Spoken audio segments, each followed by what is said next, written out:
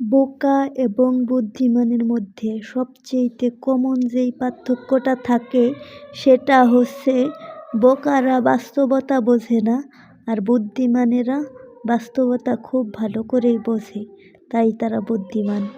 আর বোকারা তো বাস্তবতা বোঝে না, এই জন্যই তারা বোকা, অজ্ঞ, মূর্খ। তারা মিথ্যার আশ্রয় বেশি নেয়, আর বুদ্ধিমানেরা সত্যের পক্ষে থাকে।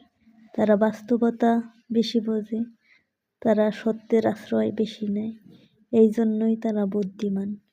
তারা সব কিছুতে বাস্তবতা খুঁজে বের করতে পারে আর কি, এই জন্যই তারা বুদ্ধিমান। কিন্তু এই কমন কথাগুলো মানুষ আর কি বলতে চায় না, কেউ কাউরে বলেও না। এই সমস্ত বিষয় কেউ কাউরে শেয়ারও করে না, নাইলে প্রত্যেকটা মানুষই বুদ্ধিমান হয়ে যেত।